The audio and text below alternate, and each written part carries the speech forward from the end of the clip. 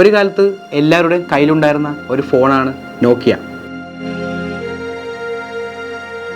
ലോകത്തിൽ നമ്പർ 1 ബ്രാൻഡായ നോക്കിയ പിന്നീട് എന്തുകൊണ്ട് തകർന്നു? നോക്കിയ അപ്പോഴും തൻ്റെ പഴയ ചിന്താഗതികളിൽ തന്നെ ഉറച്ചു നിന്നു. അത് നോക്കിയയെ വളരെ പിന്നിലാക്കി. ഒപ്പം നോക്കിയയുടെ തകർച്ചയും തുടങ്ങി. നോക്കിയ ലോകത്തിന് മുന്നിൽ വലിയൊരു ലെസണാണ് തരുന്നത്. അതായത് ചേഞ്ച് അക്സെപ്റ്റ് ചെയ്യണം, ഇന്നോവേഷൻസ് കണ്ടിന്യൂ ചെയ്യണം, മാർക്കറ്റ് ട്രെൻഡ് ഫോളോ ചെയ്യണം. ഈ 3 കാര്യങ്ങളും നോക്കിയ ഫോളോ ചെയ്തിരുന്നില്ല. നോക്കിയ ഇപ്പോഴും ഈ പറഞ്ഞ പോലെ സാംസങ് ഒക്കെ ഫാസ്റ്റസ്റ്റ് ആയിട്ട് ഇന്നോവേഷൻസ് നടത്തിയപ്പോഴും നോക്കിയ അപ്പോഴും അവിടെ ഒന്നും ചെയ്തിരുന്നില്ല. അതൊക്കെ തന്നെയാണ് നോക്കിയയുടെ ഒരു പ്രശ്നം എന്ന് തന്നെ പറയേണ്ടത്. നമസ്കാരം. ഒരു കാലത്ത് എല്ലാവരുടെയും കയ്യിലുണ്ടായിരുന്ന ഒരു ഫോണാണ് നോക്കിയ. കണക്റ്റിംഗ് പീപ്പിൾ എന്നാണ് നോക്കിയയുടെ സ്ലോഗൻ. ലോകത്തിൽ നമ്പർ 1 ബ്രാൻഡായ നോക്കിയ പിന്നീട് എന്തുകൊണ്ട് തകർന്നു? നോക്കിയ ഫോണിന്റെ തകർച്ചയെക്കുറിച്ചാണ് നമ്മളിന്ന് സംസാരിക്കാൻ പോകുന്നത്. 2000കളിലാണ് നോക്കിയ ഫോണിന്റെ ഒരു സുവർണ കാലഘട്ടം. കാരണം strong battery, durability, user friendly, ഈ 3 കാരണങ്ങളിലാണ് നോക്കിയ ഫോൺ ആൾക്കാർക്കിടയിൽ വളരെ പോപ്പുലർ ആയതും വളരെ ശ്രദ്ധേയമായതും. നോക്കിയ ഫോൺ ഉപയോഗിക്കാത്ത ഒരു മലയാളികൾ പോലും കേരളത്തിലുണ്ടാവില്ല. കാരണം എല്ലാവർക്കിടയിലും ഈ നോക്കിയ ഫോൺ വളരെ പരിചിതമാണ്. പിന്നീട് എന്തുകൊണ്ട് നോക്കിയ പിന്നിലായി? മറ്റ് ബ്രാൻഡുകൾ ടച്ച് ഫോൺസ് ഇറക്കിയതിനു ശേഷം നോക്കിയ അപ്പോഴും തൻ്റെ പഴയ ചിന്താഗതികളിൽ തന്നെ ഉറച്ചു നിന്നു. അത് നോക്കിയയെ വളരെ പിന്നിലാക്കി. ഒപ്പം നോക്കിയയുടെ തകർച്ചയും തുടങ്ങി. മറ്റ് ആൻഡ്രോയിഡ് ഫോൺസ് ആൻഡ്രോയിഡ് പോലുള്ള സോഫ്റ്റ്വെയർ ഉപയോഗിച്ചപ്പോൾ നോക്കിയ അപ്പോഴും തൻ്റെ സിംബയാൻ എന്ന സോഫ്റ്റ്വെയർ ആണ് ഉപയോഗിച്ചുകൊണ്ടിരുന്നത്. അപ്പോഴാണ് നോക്കിയ മനസ്സിലാക്കിയത് നോക്കിയ നേരത്തെ തന്നെ ഈ ആൻഡ്രോയിഡ് എന്ന സോഫ്റ്റ്വെയർ ഉപയോഗിക്കണം എന്നിരുന്നത്. പക്ഷെ അത് വളരെ വൈകിപ്പോയി. മറ്റു ഫോൺസൊക്കെ ആൻഡ്രോയിഡ് പോലുള്ള സോഫ്റ്റ്വെയർ ഉപയോഗിച്ചപ്പോൾ നോക്കിയ അപ്പോഴും തന്നെ സിംബയാനിൽ ഉറച്ചു നിന്നു. അത് നോക്കിയയെ വളരെ പിന്നിലാക്കി.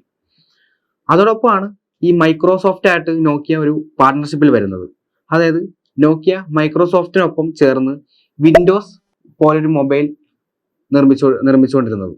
അതായത് മൈക്രോസോഫ്റ്റ് ഉപയോഗിച്ച് വിൻഡോസ് മൊബൈൽ നോക്കിയ പുറത്തെടുക്കാൻ തുടങ്ങി. പക്ഷെ അതും നോക്കിയയെ അത്ര വിജയിപ്പിച്ചില്ല. അതും നോക്കിയയെ പിന്നിലാക്കി. ആപ്പിൾ എന്ന കമ്പനി പിന്നീട് 2000-ന് ശേഷമാണ് സ്റ്റീവ് ജോബ്സ് ഐഫോൺ എന്ന് പറയുന്ന ഒരു മൊബൈൽ ഇറക്കുന്നത്. അപ്പോഴാണ് ഈ പറയുന്ന ഫോൺസിന്റെ മൊത്തത്തിലുള്ള ഒരു ഇന്റർഫേസ് തന്നെ അങ്ങ് മാറിയത്. പിന്നെ എല്ലാവരും ഐഫോൺ എന്ന ഒരു ബ്രാൻഡിലോട്ട് ഓടാൻ തുടങ്ങി. അപ്പോഴാണ് ഈ മറ്റ് ബ്രാൻഡ്സ്, അതായത് സാംസങ്, ലെനോവോ, സോണി പോലുള്ള ബ്രാൻഡുകൾ അവര് പുതിയ ഫോണുകളും കൂടുതൽ ഫോൺസുകളും ഉൽപ്പാദിപ്പിക്കാൻ തുടങ്ങി. അവര് ആൻഡ്രോയിഡ് എന്ന സോഫ്റ്റ്വെയർ യൂസ് ചെയ്താണ് എല്ലാ ഫോണും ഉൽപ്പാദിപ്പിച്ചത്. അപ്പോഴും ഈ നോക്കിയ പഴയ ചിന്താഗതിയിൽ തന്നെ നിൽക്കുമായിരുന്നു. നോക്കിയ ഒട്ടും അപ്ഡേറ്റഡ് അല്ലായിരുന്നു. അതായത് ടച്ച് സ്ക്രീൻ വന്നതിന് ശേഷം നോക്കിയ ശരിക്കും പറഞ്ഞാൽ ഒന്ന് അപ്ഡേറ്റഡ് ആയിട്ടുണ്ടായിരുന്നെന്നുണ്ടെങ്കിൽ ഇപ്പോഴും നോക്കിയ നമ്മൾക്കിടയിൽ വളരെ ഫ്ലാഗ്ഷിപ്പ് ലെവലിലുള്ള ഫോൺസ് ഇറക്കാൻ സാധിച്ചേനെ. പക്ഷെ നോക്കിയ അവിടെ തകർന്നുപോയി. സാംസങ് പോലുള്ള ബ്രാൻഡ് ഫാസ്റ്റ് ഇന്നോവേഷൻസ് നടത്തി. പക്ഷെ അപ്പോഴും നോക്കിയ ഫാസ്റ്റ് ഇന്നോവേഷൻ നടത്താതെ പുറകിലായിരുന്നു. ശരിക്കും ടച്ച് സ്ക്രീൻ വന്നതിന് ശേഷമാണ് നോക്കിയയുടെ കഷ്ടകാലം തുടങ്ങിയത്. അതായത് ടച്ച് സ്ക്രീൻ വന്നതിന് ശേഷം നോക്കിയ വളരെയധികം പിന്നിലായി. നോക്കിയ ഒട്ടും അപ്ഡേറ്റഡ് ആയിരുന്നില്ല.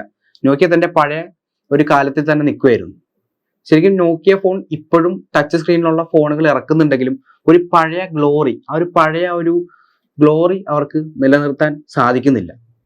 ശരിക്കും ഇപ്പോഴത്തെ കറന്റ് സ്റ്റാറ്റസ് നോക്കുകയാണെങ്കിൽ ഇപ്പോൾ സാംസങ് പോലുള്ള ബ്രാൻഡ് ഫാസ്റ്റസ്റ്റ് ഫോൺ, അതായത് ഫാസ്റ്റസ്റ്റ് ബാറ്ററി ഉള്ള ഫോൺസ് ഇറക്കി തുടങ്ങുന്നുണ്ട്. അതോടൊപ്പം വിവോ പോലുള്ള ബ്രാൻഡ് IQ എന്ന ഫോണിലോട്ട് അപ്ഗ്രേഡ് ചെയ്തിട്ട് ഗെയിമിംഗ് ഫോൺസും ഇറക്കുന്നുണ്ട്. അപ്പോൾ ഇന്നത്തെ കാലത്ത് കാലം മാറുന്നതിനനുസരിച്ച് ശരിക്കും പറഞ്ഞാൽ നമ്മൾ ഓരോ കാര്യങ്ങളും മാറ്റണം. അതായത് നമ്മൾ സിസ്റ്റം മാറുന്നതനുസരിച്ച് നമ്മൾ ഓരോ കാര്യങ്ങൾ എന്താ പറയുക, ഇപ്പൊ AI പോലുള്ള കാര്യങ്ങൾ വന്ന സമയത്ത് നമുക്കിപ്പോൾ ഒരു ഫോട്ടോ എടുക്കുന്ന സമയത്ത് നമുക്ക് സർക്കിൾ ടു സെർച്ച്, അതായത് നമുക്കൊരു സാധനം അതിന് ഇൻഫർമേഷൻ അറിയണമെങ്കിൽ ജസ്റ്റ് ഒറ്റ ക്ലിക്കിൽ നമുക്ക് ഇന്നത്തെ കാലത്ത് അറിയാൻ പറ്റും.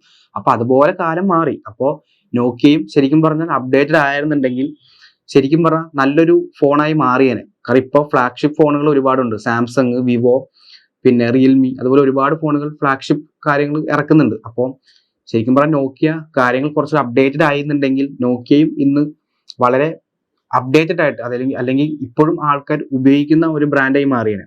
നോക്കിയ ലോകത്തിന് മുന്നിൽ വലിയൊരു ലെസൺ ആണ് തരുന്നത്. അതായത് ചേഞ്ച് അക്സെപ്റ്റ് ചെയ്യണം, ഇന്നോവേഷൻസ് കണ്ടിന്യൂ ചെയ്യണം, മാർക്കറ്റ് ട്രെൻഡ് ഫോളോ ചെയ്യണം. ഈ 3 കാര്യങ്ങളും നോക്കിയ ഫോളോ ചെയ്തിരുന്നില്ല. അതുകൊണ്ടാണ് നോക്കിയ ഇത്രയും പിന്നിലായി പോയത്. ശരിക്കും പറഞ്ഞാൽ ഇന്നത്തെ കാലത്ത് നോക്കുകയാണെങ്കിൽ ഫ്ലാഗ്ഷിപ്പ് ഫോണുകളുടെ എണ്ണം കൂടുകയാണ്. അതോടൊപ്പം ഇന്നത്തെ കാലത്ത് ആളുകൾ ഫാസ്റ്റ് ചാർജിങ് അല്ലെങ്കിൽ ബാറ്ററി ഭയങ്കര കൂടുതൽ നേരം നിൽക്കുക എന്നുള്ള കാര്യങ്ങളൊക്കെ ആൾക്കാർ നോക്കുന്നുണ്ട്. അപ്പൊ നോക്കിയ ഇപ്പോഴും തന്റെ പഴയ ആ ഒരു ഇന്നോവേറ്റീവ് ആയിട്ടുള്ള, അതായത് പഴയ ആ ഒരു ഇന്നോവേഷനിൽ തന്നെ പോകുന്നതുകൊണ്ടാണ് നോക്കിയ ഇന്നത്തെ കാലത്ത് ആൾക്കാർ പലരും എടുക്കാൻ മടിക്കുന്നത്. ശരിക്കും പറഞ്ഞാൽ നോക്കിയ നല്ലൊരു ബ്രാൻഡായി മാറേണ്ടതായിരുന്നു. പക്ഷേ നോക്കിയ ഇപ്പോഴും ഈ പറഞ്ഞ പോലെ സാംസങ് ഒക്കെ ഫാസ്റ്റസ്റ്റ് ആയിട്ട് ഇന്നോവേഷൻസ് നടത്തിയപ്പോഴും നോക്കിയ അപ്പോഴും അവിടെ ഒന്നും ചെയ്തിരുന്നില്ല. അതൊക്കെ തന്നെയാണ് നോക്കിയയുടെ ഒരു പ്രശ്നം എന്ന് തന്നെ പറയേണ്ടിയിരിക്കുന്നു. കാരണം ഇപ്പൊ ഇന്നത്തെ കാലത്ത് എല്ലാവരും ഇന്നത്തെ കാലത്ത് ഒരാൾ ഫോൺ എടുക്കാൻ ഇരിക്കുമ്പോൾ അവർ പ്രധാനമായിട്ട് നോക്കുന്ന കാര്യം ഒന്നെന്ന് പറഞ്ഞു കഴിഞ്ഞാൽ അവർക്ക് ലാഗ് ഇല്ലാതെ, അതായത് നമുക്ക് ലാഗ് ഇല്ലാതെ ഫോൺ യൂസ് ചെയ്യാന്നുള്ളൊരു കാര്യം. പിന്നെന്താ ഒരു സംഭവം എന്ന് വെച്ച് കഴിഞ്ഞാൽ നല്ലൊരു ബാറ്ററി. പിന്നെ വേറെ മറ്റൊരു പ്രധാനമായിട്ട് പറയാനുള്ളത് ക്യാമറ ഫോൺ.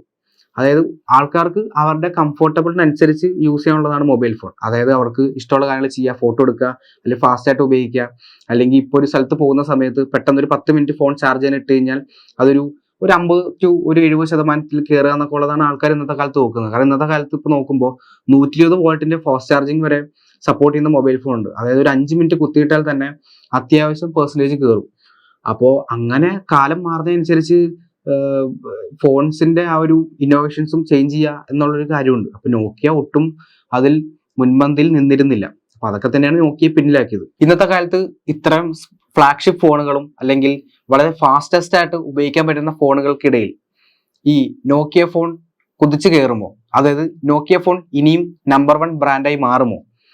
അല്ലെങ്കിൽ നോക്കിയ ഒരു ഹിസ്റ്ററി ആണോ? എന്താണ് നിങ്ങളുടെ അഭിപ്രായം?